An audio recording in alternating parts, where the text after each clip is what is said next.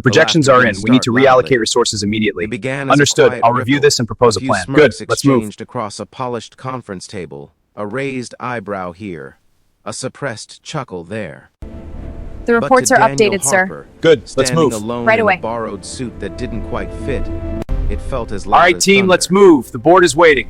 In that moment, with his resume clutched in slightly We trembling need to accelerate the hands and the timeline. weight of I his understand. entire life Good. pressing Get on your his team on it shoulders, immediately. he realized something painful Team, the data and shows a familiar. critical breach. We must They had isolate the already affected systems decided who immediately. he was Move before he now. ever opened his mouth.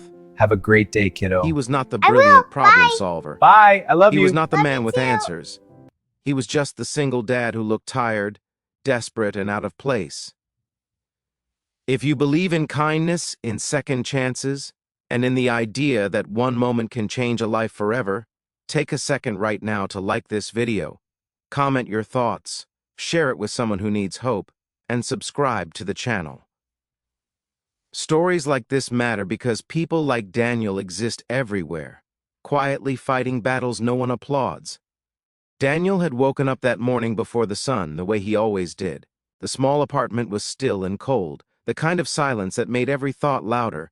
He moved carefully so he wouldn't wake Lily, his 7-year-old daughter, who slept curled on the couch because her bedroom heater had broken again. He made her lunch from what little remained in the fridge, folding a handwritten note into the bag the way he did every day, even when he felt too tired to stand. Those notes were promises disguised as doodles, little reminders that no matter how hard things got, she was never alone.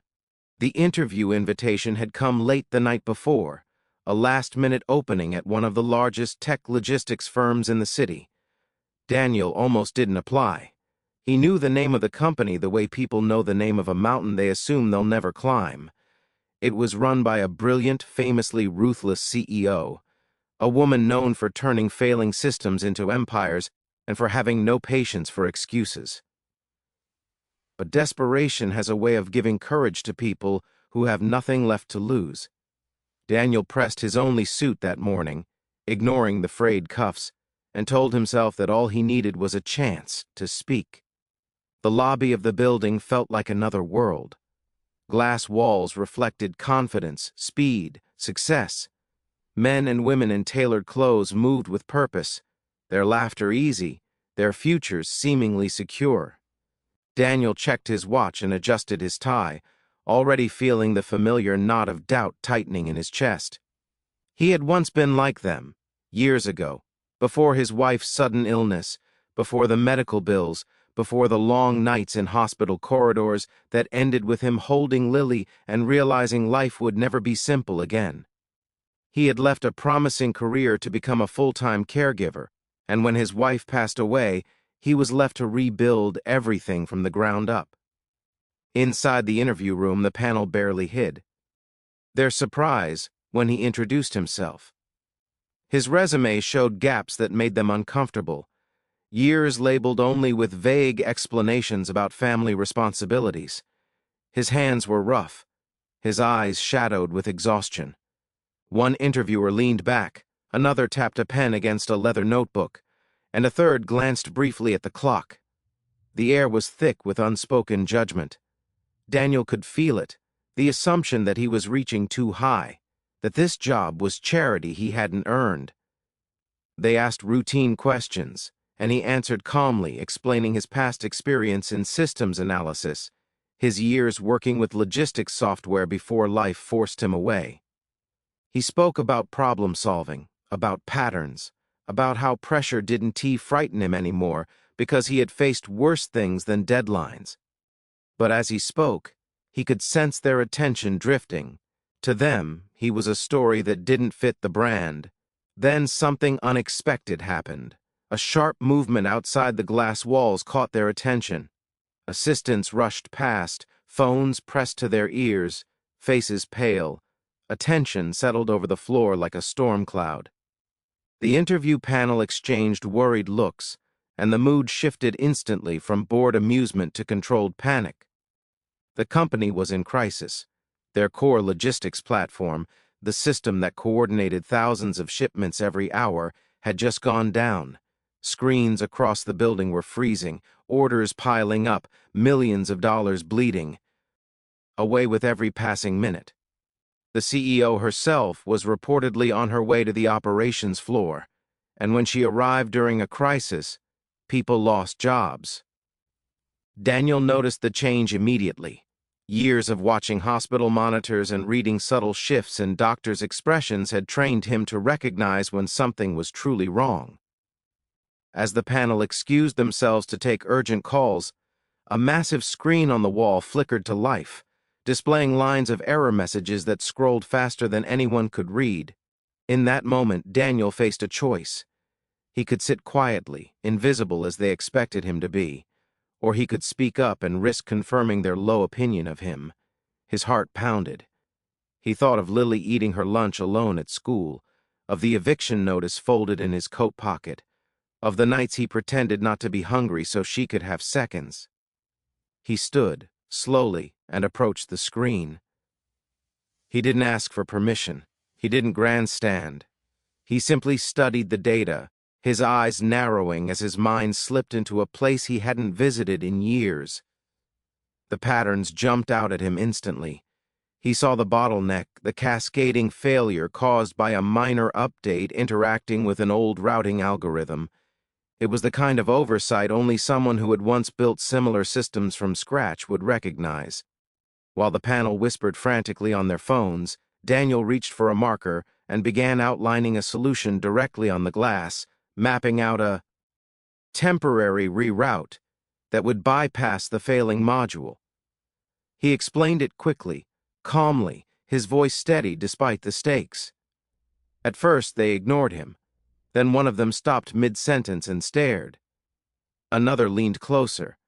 Within seconds, the room was silent except for Daniel's explanation, the laughter from earlier replaced by disbelief. When the CEO entered the room, the tension was unbearable. She was known as a force of nature, a woman who could dismantle excuses with a single glance. Her eyes went straight to the screen, then to the man standing beside it, sleeves rolled up, completely focused. She listened as someone rushed to explain the situation, then held up a hand and turned to Daniel. He finished his explanation without embellishment, without arrogance. He didn't promise miracles. He pointed out risks, contingencies, and the exact steps needed to stabilize the system within minutes. The room held its breath. The CEO nodded once, sharply, and ordered her team to implement the fix immediately. What happened next felt unreal. The error messages slowed. The frozen screens refreshed. Orders began moving again, smoothly, efficiently, as if the crisis had never existed. A collective exhale swept through the floor. Millions of dollars saved, reputations preserved, a disaster averted not by the people who laughed first, but by the man they almost dismissed. Daniel stepped back, suddenly aware of his pounding heart and shaking hands. For the first time in years, he felt something unfamiliar rise in his chest. Not relief, not fear, but a quiet sense of worth. He had mattered. The CEO looked at him differently now, not as a charity case, not as an interruption, but as an answer. She asked about his background, and this time, everyone listened. Daniel spoke about stepping away from his career to care for his family, about learning resilience in hospital waiting rooms, about how becoming a single father had taught him to solve problems with limited resources and no room for failure. He didn't hide his struggle, he owned it. The interview was no longer an interview, it was a reckoning. The panel members who had laughed earlier couldn't meet his eyes. They had been wrong, and they knew it. Daniel left the building that day with more than a job offer. He left with dignity restored. The position came with a salary that meant heat in the winter, groceries without counting coins, and the promise that Lily would never again hear the fear in his voice when he said everything would be okay. But the story doesn't end with success alone. It ends with change. Daniel didn't forget the laughter. He didn't forget how close he had been to walking out unseen. In the months that followed, he became known not just for his brilliance, but for the way he treated others. He listened to interns. He defended overlooked employees. He insisted on flexible policies for parents and caregivers, quietly reshaping a culture that had once almost crushed him. At home, Lily note, said the difference first. Her father smiled more. He slept through the night. The notes in her lunchbox changed from promises to plans, college visits, weekend trips, a future that felt solid instead of fragile. Near the end of every long day, Daniel would sit by the window and think about that moment in the interview room, about how close he had come to being invisible forever. He understood now that people carry entire worlds inside them, worlds that can't be summarized by a resume or judged in a glance. If this story has touched your heart, if it has reminded you of someone you almost overlooked, or a moment when kindness could have changed everything, please take a second now to like this video, share it, and subscribe. Your engagement helps stories like Daniel's reach the people who need them most. And before this story ends, I want to ask you something special. Please comment below with the words "I see you," and if you feel comfortable, share a moment when you or someone you know was underestimated. Your words might be the encouragement someone else is desperately waiting for, because somewhere right now a single parent is walking into a room where people are already laughing. Somewhere, someone is holding their breath, hoping to be seen.